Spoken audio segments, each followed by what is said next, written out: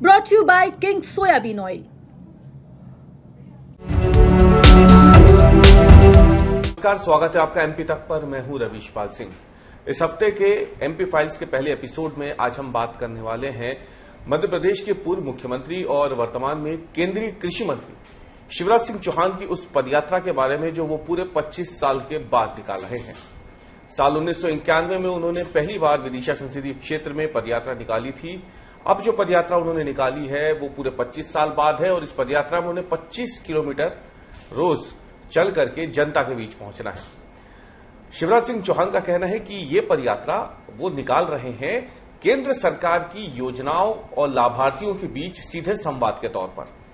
फायदा कितनों को मिल पाया है केंद्र सरकार की योजनाओं का, कौन सी ऐसी योजनाएं हैं जिनका फायदा जनता उठा सकती है, ये कहना है शिवराज सिंह चौहान का। लेकिन सवाल ये उठता है कि अगर ये यात्रा केंद्र सरकार की योजनाओं को जनता के बीच ले जाने की है तो फिर जनता के बीच केंद्रीय मंत्री के साथ साथ उनका पूरा परिवार क्यों?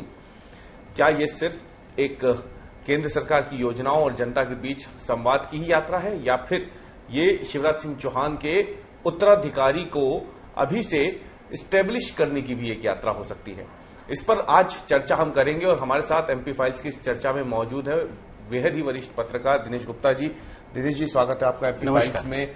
हम पिछली बार जब मिले थे पिछले हफ्ते तो हमने इस यात्रा के बारे में बात की थी कि ये इस यात्रा की जरूरत क्यों महसूस हो रही है शिवराज सिंह चौहान को।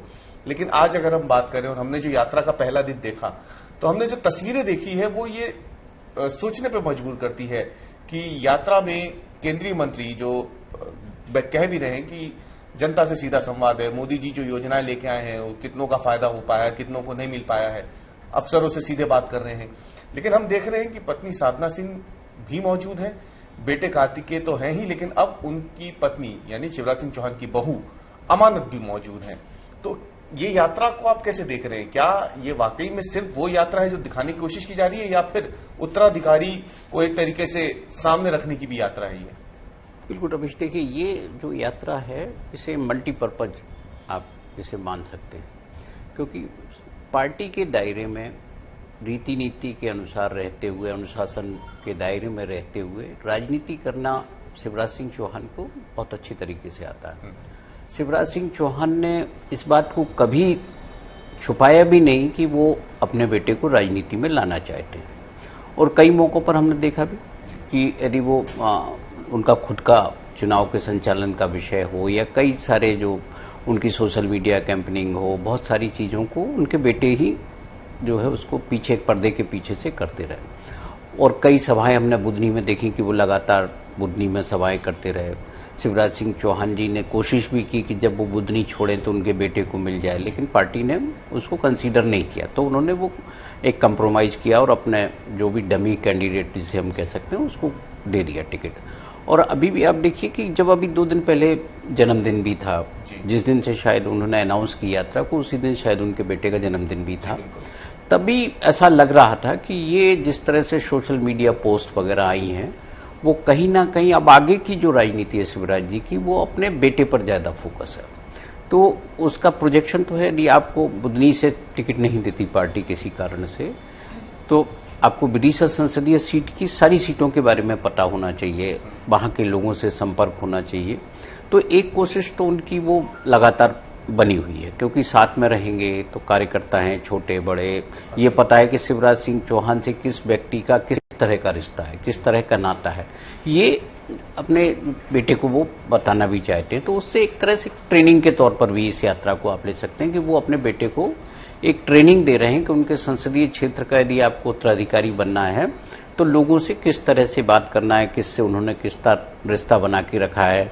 बहू है तो बहू का भी उन्होंने बीच में शायद 1-1.5 महीने पहले करीब एक पोस्ट भी आई थी जिसमें उनका एक राजनीतिक स्वरूप भी देखने को मिला था कि वो भविष्य में एक चेहरा हो सकती है।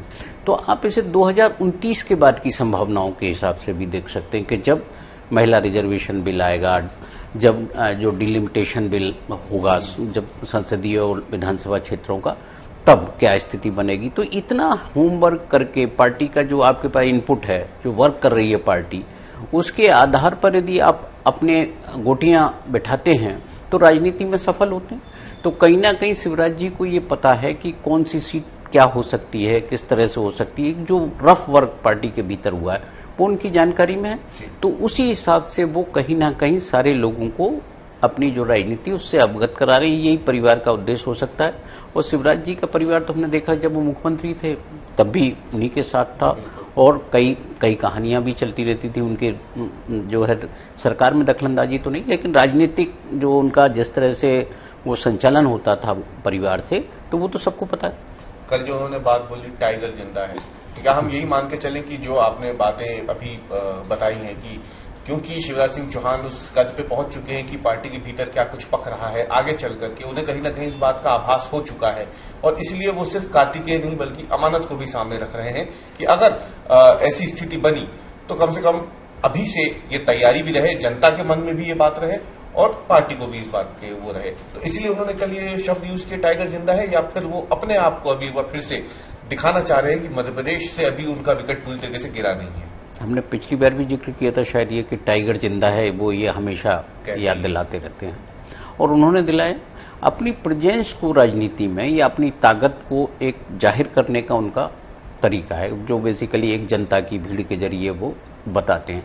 तो उन्होंने ये जो कोशिश है वो यात्रा के जरिए वो बता रहे हैं पूरी सरकार को। आप भारतीय जनता पार्टी की पूरी ओवरऑल राजनीति को आप देखें, चाहे राष्ट्र की राजनीति देखें चाहे राज्य की देखें, राज्य में भी प्रदेश अध्यक्ष का अभी तक जो है नाम तय नहीं हुआ, राष्ट्रीय अध्यक्ष का नाम तय नहीं हुआ, इतने लंबा पीरियड हो गया है। तो सियासत उतनी आसान नहीं है भाजपा के भीतर जो चल रहा है, उसको शिवराज सिंह चौहान जानते हैं। तो उस सियासत की जो संभावनाएं हैं उसके हिसाब से भी वो अपनी एक फील्डिंग कर रहे हैं, अपनी जमावट कर रहे हैं कि उन्हें कोई कभी किसी नई जिम्मेदारी पर जाना पड़ा तो फिर किस तरह से होगा, यदि पार्टी ने उनको दरकिनार कर दिया तो फिर किस तरह से, वो हर संभावना को ध्यान में रखते हैं और उसी के तहत अपनी आगे की रणनीति बनाते हैं। और आगे उनका वो किसका उपयोग करेंगे ये नहीं पता होता राजनीति में, क्योंकि उन्होंने हमेशा अपने आप को एक संतुलित राजनेता की तरह प्रस्तुत किया है। कभी भी उन्होंने उनकी जो छवि आप देखते हैं ना, जैसे कांग्रेस की राजनीति में अर्जुन सिंह को एक अलग नजरिए से देखते हैं, दिग्विजय सिंह की छवि अलग है, उमा भारती को यदि भाजपा में देखोगे तो बहुत ही कई बार एग्रेसिव पॉलिटिक्स उनकी होती है, कई तरह की चीज होती है। बाबूलाल गौर तो ऐसा था कि वो एक उन्होंने विनम्रता से ही राजनीति की, क्योंकि उनको पता था कि वो डमी चीफ मिनिस्टर हैं। तो जितने भी लोग रहे हैं उसमें शिवराज सिंह चौहान की राजनीति हमेशा एक सौम्य और संतुलन स्थापित करने वाली राजनेता की रही है। तो इसका तो जो चेहरा वो है वो उसका फायदा तो वो उठाना चाहते हैं, और उनको लग रहा है कि जब पार्टी के भीतर अंदरूनी जब खींचतान होगी तो एक वो समझौता उम्मीदवार हो सकता है राष्ट्रीय अध्यक्ष के लिए हों। और एक सवाल जो भाजपा में अभी दबी जुबान में है, कोई खुलकर बात नहीं कर रहा, क्या 29 के बाद मोदी जी ही प्रधानमंत्री रहेंगे, या बहुत सारी चीजें हैं जो आगे की, क्योंकि भाजपा एक ऐसा राजनीतिक दल है जो हर 10 साल में अपनी लीडरशिप चेंज करता है, चाहे राष्ट्रीय स्तर पर हो चाहे राज्य स्तर पर हो, नए नए चेहरों को वो लाती है। तो ये जो है उसका वो हर कदम जो है एक कैलकुलेटेड मूव है उनका। उस कैलकुलेटेड मूव में वो सबसे पहले अपनी कॉन्स्टिट्यूंसी को सिक्योर कर रहे हैं, अपनी फैमिली की रिस्पॉन्सिबिलिटी फिक्स कर रहे हैं, और फिर आगे जो पार्टी में होना है वो तो जब तय होगा तो उसके बाद उनकी भूमिका किस तरह की होगी वो सामने आएगी। अच्छा सर, हम जब बात करते हैं तो देश का वोटर जो है बड़ा भावुक वोटर माना जाता है। अगर हम भारत की बात करें तो मुद्दों से कहीं ज्यादा भावनाएं चुनाव के वक्त हावी रहती हैं। ऐसे में अगर हम शिवराज सिंह चौहान की पूरी राजनीतिक अब तक की यात्रा को देखें तो उसमें हमने देखा कि उनके साथ हर कदम पे उनकी पत्नी साधना सिंह मौजूद रही, और इसका काफी हद तक एक बड़ा फायदा शिवराज सिंह चौहान को मिलता रहा। ऐसी बातें कही भी जाती है, खासतौर से महिला वोटरों के मामले में। तो क्या ये भी एक वजह मानी जा रही है कि अभी से वो, जैसे एक समय पे शिवराज सिंह चौहान और उनकी पत्नी साधना सिंह के बारे में बात होती थी, वही तस्वीर अब कार्तिकेय और अमानत की भी, अगर कल को कार्तिकेय को टिकट मिलता है या फिर अमानत को मिलता है, जो भी संभावनाएं आगे बनती हैं, लेकिन अभी से वो एक दिखाने की कोशिश और एक भावनात्मक लगाव जो है न केवल क्षेत्र की जनता के साथ बल्कि एक बड़ा संदेश देने की कोशिश जनता को भी कि शिवराज परिवार जो है वो हमेशा से इसी तरीके से एक साथ एकजुटता के साथ रहता आया है, और ताकि उसका एक भावनात्मक वोट जो है वो थोड़ा सा शिफ्ट हो जब भी इनके परिवार से कोई चुनाव लड़े उसकी तरफ। देखिए, जो कहते हैं ना हमारे कि हर सफल व्यक्ति के पीछे एक महिला होती है, और शिवराज सिंह चौहान ने इसको कई मौकों पर बताया कि उनकी सफलता के पीछे उनकी पत्नी साधना सिंह है और यही उनके परिवार का मूल्य है। वो जो अपने बेटे को यदि कोई चीज ट्रांसफर कर रहे हैं कि मैंने साधना सिंह के सपोर्ट के साथ अपना जो है करियर आगे बढ़ाया है, तो वो भी बढ़ाएं और उससे उनका लाभ ज्यादा है। क्योंकि अब ये उनके हाथ में नहीं है कि पार्टी अमानत को टिकट देती है या कार्तिकेय को देती है, ये आप कैसे जमावट कर सकते हो आप। लेकिन हो सकता है कि इन दोनों में से किसी को टिकट न मिले, पार्टी कह देगी कि हम परिवारवाद के खिलाफ हैं और इस तरह से हम टिकट नहीं दे सकते, क्योंकि हर संभावना है। ऐसी चर्चाएं हमने साधना सिंह जी के बारे में भी सुनते थे कि वो चुनाव लड़ेंगी, विदिशा से लोकसभा का चुनाव लड़ेंगी, फिर वो कई तरह की चर्चाएं होती थी। लेकिन उन चर्चाओं का अंत क्या था, कभी उनको वो सामने नहीं आई, वो वहीं उन्होंने सेम हाउस से अपनी राजनीति चलाई। तो ट्रेनिंग है, अमानत तो एक राजनीतिक परिवार से नहीं है। जी बिल्कुल। तो यदि उनको ट्रेनिंग मिल रही है कार्तिकेय के साथ, तो एक दौर है और उस दौर में ये चाहते हैं कि जो भी सीखना है या जो भी हो, क्योंकि राजनीति में निश्चित कुछ भी नहीं होता और सब कुछ, हर चीज स्क्रिप्टेड नहीं होती। कई बार तो क्या होता है, अचानक सामने आता है। तो जब ऐसी इमरजेंसी कोई सिचुएशन हो तो हर चीज हर एक अपना फ्रेमवर्क में हो तो आसानी से आप सफल हो सकते हैं। तो ये कह सकते हो कि आप इनकी ट्रेनिंग का पीरियड है और वो ये मान रहे हैं कि हमें कभी भी कोई क्लिक मिला तो ये लोग उसके लिए तैयार रहे। तो वो उसी तरह से वो फैमिली वैल्यूज के साथ वो अपने परिवार को, अपने पुत्र और पुत्रवधू को आगे बढ़ा रहे हैं।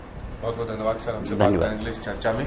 तो एमपी फाइल्स में आज वरिष्ठ पत्रकार दिनेश गुप्ता जी ने बहुत ही संतुलित शब्दों में और सारगर्भित चर्चा के साथ ये बता दिया कि ये यात्रा एक तरफ शिवराज सिंह चौहान केंद्र सरकार की योजनाओं को जनता के बीच तक पहुंचाने और उनके बीच ज्यादा से ज्यादा फायदा उठा सके जनता उस योजना का, उसके लिए तो कर ही रहे हैं। लेकिन इसके साथ ही एक विकल्प के तौर पर वो इसीलिए अपने पूरे परिवार को साथ लेके चल रहे हैं कि आगे राजनीति की संभावनाएं किसी भी जो राजनीति का ऊंट होता है, अगर वो किसी भी करवट पर बैठे तो कम से कम उस ऊंट की लगाम पूरी तरीके से शिवराज सिंह चौहान के हाथ में रहे, वो ये चाहते हैं। और इसीलिए अभी से वो इस तैयारी में जुट गए हैं कि अगर कल को मध्य प्रदेश की राजनीति से शिवराज सिंह चौहान को हटाया भी जाता है तो विकल्प के तौर पर उनके परिवार से कौन आगे रह सकता है या कौन उनकी राजनीतिक विरासत को आगे ले जा सकता है। इसीलिए वो अभी से उसकी तैयारियों में जुट गए हैं और सिर्फ तैयारी ही नहीं बल्कि आने वाली पीढ़ी को भी तैयार करने में जुट गए हैं। एमपी फाइल्स में आज के लिए इतना ही। कल हम फिर हाजिर होंगे एक नई मुद्दे और नए विश्लेषण के साथ। तब तक के लिए आपका धन्यवाद।